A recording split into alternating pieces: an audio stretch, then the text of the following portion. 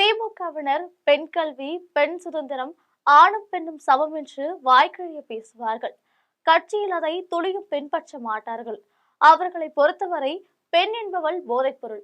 அப்படி இருக்க திமுகவில் இப்பொழுது மகளிர் அணி படும் பாதாளத்தில் இருக்கிறது. அதில் இருக்கும் பெண் உறுப்பினர்கள் புலம்புகிறார்கள்.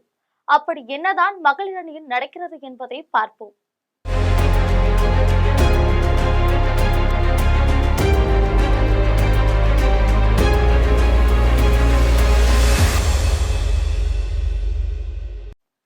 திமுகவில் பெண்களுக்கு கட்சி பொறுப்பும் தேர்தலில் போட்டியிடும் வாய்ப்பும் எட்டாக்கணிதான். இந்த சூழ்நிலையில் கட்சியின் மகளிர் அணியும் மொத்தமாக மந்தமாகிவிட்டது. பெண் விடுதலையே சமூக விடுதலை என்ற அடிப்படை கொள்கையை கொண்டிருக்கும் கட்சி என திமுக பெருமிதம் கொள்ளும்.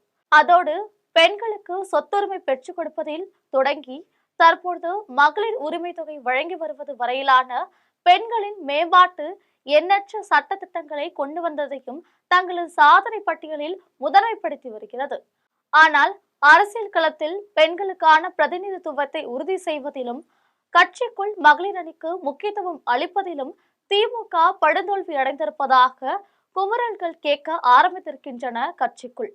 இது குறித்து மகளிர் அணி நிர்வாகிகள் சிலர் 2023 அக்டோபரில் மகளிர் உரிமை மாநாட்டை நடத்தினோம். அதன் பிறகு எந்த ஒரு நிகழ்வையும் ஒருங்கிணைக்காமல் ஆக்கப்பூர்வ பணிகளையும் மேற்கொள்ளாமல் மகளிர் அணி என்ற அடையாளத்தையே ஒட்டுமொத்தமாக இழந்து நிற்கிறோம்.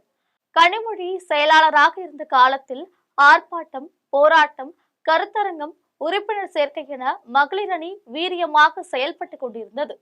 இன்று கனிமொழியின் எக்ஸ்தல கருத்துக்களை பரப்புவதும் அவரது பிறந்த நாளை கொண்டாடுவதும் மட்டுமே மகளிர் அணியின் செயல்பாடுகளாக இருக்கின்றன. தற்பொழுது மகளிர் அணி செயலாளர் பொறுப்பில் இருக்கும் ஹெலன் டேவிட்சன் என்ன செய்து கொண்டு இருக்கிறார் என்றே தெரியவில்லை. இளைஞரணி பொறுப்பிலிருந்து முதல்வர் ஸ்டாலின் விடுவிக்கப்பட்ட போது புதிதாக மு.பி. சுவாமிநாதன் பொறுப்புக்கு வந்தார்.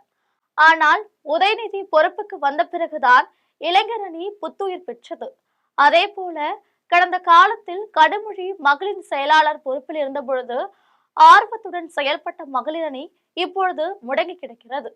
2019 பொள்ளாச்சி பாலியல் வழக்கு பொதுமக்களின் கவனத்துக்கு எடுத்து சென்றதில் திமுக மகளிர் அணியின் பங்கு முதன்மையானது. ஆனால் அதன் பிறகு நாட்டையே உலுக்கிய மணிப்பூர் கலவரத்தை கூட ஒரு நாள் ஆர்ப்பாட்டத்துடன் நிறுத்தி கொண்டனர் மகளிர் அணி நிர்வாகிகள். நாடாளுமன்ற தேர்தல் நெருங்கியிருந்த சூழ்நிலையில் தேசிய அளவில் தனது இமேஜை உயர்த்திக் கொள்வதற்காக 2023 அக்டோபரில் இந்திய கூட்டணியின் அகில இந்திய தலைவர்களை அழைத்து வந்து மிகப்பெரிய அளவில் மகளிர் உரிமை மாநாட்டை நடத்தினார் கனிமொழி. அதன் பிறகு எந்த ஒரு நிகழ்வையும் மகளிர் அணி ஒருங்கிணைக்கவில்லை என்றனர் குமரலாக. மேலும் அவர்கள் கட்சி மகளிர் அணியின் முக்கியத்துவமே இல்லாதிருப்பது குறித்து பேசியவர்கள் கழகத்தின் தலைமை பொறுப்புகளாக கருதப்படும் பொதுச் செயலாளர், துணை பொதுச் செயலாளர்கள், முதன்மை செயலாளர், அமைப்பு செயலாளர், துணை அமைப்பு செயலாளர் பட்டியலில் கனிமொழி மட்டுமே துணை பொதுச் செயலாளராக இடம்பெற்றிருக்கிறார். கழகத்தின் 78 மாவட்ட செயலாளர்கள் பட்டியலில் அமைச்சர் கீதா ஜீவன் மட்டுமே இடம்பெற்றிருக்கிறார். இதில் கனிமொழி, கீதா ஜீவன் குடும்ப பின்னணி கவனிக்கத்தக்கது. அமைச்சர் பொறுப்பில் இருக்கும் கயல்விழி செல்வராஜுக்கு கூட மாவட்ட செயலாளர் பதவி தரப்படவில்லை. சட்டமன்றத்திலும் 2 பெண் அமைச்சர்கள் தவிர்த்து வெறும் 3 எம்எல்ஏக்கள் மட்டும்தான் இருக்கிறார்கள். வரும் 2026 சட்டமன்ற தேர்தலில் சீட் பெறுவதற்கு கூட சமூக ரீதியிலான லாபி, இளைஞரணி லாபி, மாப்பிள்ளை லாபி, அமைச்சர்களின் லாபி என பல லாபிகள் இருக்கிறது. இந்த சூழ்நிலையில் பெண்களுக்கு நியாயமான சீட்டு பெற்றுக் கொடுப்பதற்கான எந்த வாய்ப்பும் முகாந்திரமும் கழகத்தில் இல்லை என்றனர் வருத்தமாக. மகளிர் மனக்குமுறல்களின் பின்னணி குறித்து பேசுகிற விபரப்புள்ளிகள் கட்சியின் சார்பு அணிகளை கண்காணிக்கும் பொறுப்பு துணை பொதுச் செயலாளருக்கு ஒதுக்கப்பட்டிருக்கிறது. அதன்படி மகளிர் அணியின் கண்காணிப்பாளர் கனிமொழிதான். மகளிர் செயலாளர் ஹெலனுக்கு எந்த அதிகாரமோ சுதந்திரமோ கிடையாது.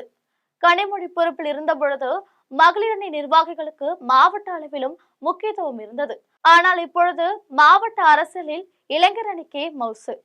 தற்பொழுதைய நிலைகள் மாவட்ட செயலாளர்கள் நடத்தும் கூட்டங்களுக்கு பெண்களை திரட்டி வருவது, தேர்தல் நேரத்தில் வாக்கு சேகரிப்பது என்ற அளவில்தான் மகளிர் அணியினர் செயல்பாடுகள் இருக்கின்றன.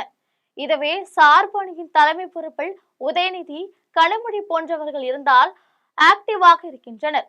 அப்படி இல்லாத பட்சத்தில் சம்பந்தப்பட்ட அணியையே ஓரங்கட்டி விடுகிறார்கள்.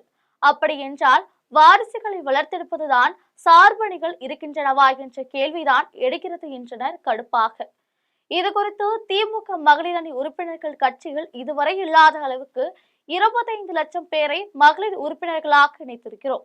திராவிட இயக்க வரலாறு குறித்து கருத்தரங்குகளை நடத்தி வருகிறோம். இதற்கிடையே பாராளுமன்ற தேர்தல் பணிகள், ஓரணிகள் தமிழ்நாடு, எஸ்ஐஆர் போன்ற விவகாரங்களில் பங்கெடுத்தல், மகளிர் சார்பில் தனிப்பட்ட முறையில் எந்த விவகாரத்திலும் கவனம் செலுத்தி செயல்பட முடியவில்லை என்கின்றனர். ஆக திராவிடம் பேசுபவர்கள் பெண்களை இச்சை பொருளாக தான் பார்க்கிறார்களே தவிர அவர்களுக்கு முக்கியத்துவம் கொடுக்க வேண்டும் சொல்வது எல்லாம் தண்ணீரில் எழுதப்பட்டதுதான். அதில் வேறொன்றும் இல்லை.